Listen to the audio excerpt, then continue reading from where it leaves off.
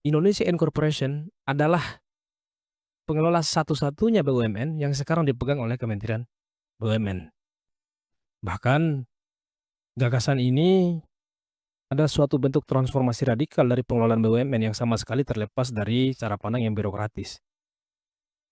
Ide ini bahkan bersifat atau berdimensi privat, bahwa pengelolaan BUMN dan risiko operasionalnya tidak lagi tunduk pada hukum publik, namun murni semata-mata tunduk pada hukum privat. Sejatinya pendekatan superholding telah mulai dijalankan, meskipun hanya terbatas pada klasterisasi BUMN. Pemilihan BUMN berdasarkan bisnis intinya yang kemudian digabungkan menjadi sebuah perusahaan atau holding, itu sebenarnya memiliki logika yang tidak beda jauh dengan pembentukan Danantara.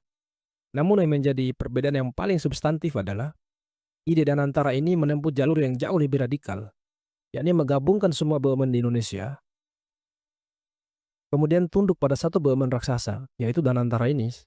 Makanya kalau misalkan kita merujuk pada ketentuan Undang-Undang Nomor 19 Tahun 2003 atau Undang-Undang BUMN, maka praktis hanya satu BUMN di Indonesia, yaitu Danantara.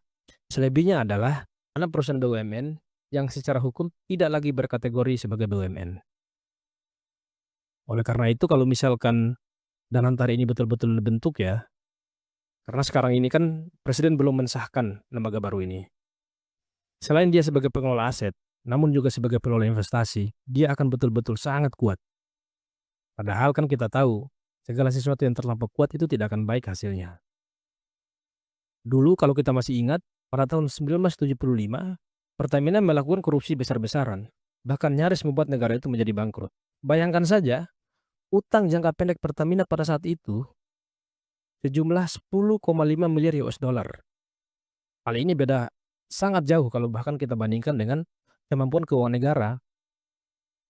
Negara kita hanya punya uang 6 miliar US dollar saja, bahkan dibandingkan dengan cadangan devisa yang hanya sejumlah 400 juta US dollar. Bagaimana tidak bangkrut tuh? Utang jangka pendek Pertamina aja hanya satu dari sekian banyak BUMN di Indonesia itu 10,5 miliar US dollar. Uang negara kita cuma 6 miliar US dollar, cadangan devisa 400 juta dolar. Negara bahkan saat itu nyaris bangkrut karena salah kelola dan minim pengawasan.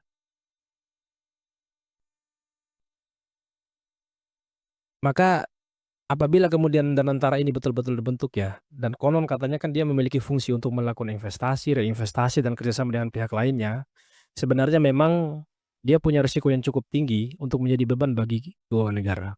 Hal ini memang tidak terlepas dari karakteristik dasar BUMN yang memang bergerak dalam ekonomi arus utama, serta menyediakan barang dan jasa bagi kebutuhan dasar rakyat.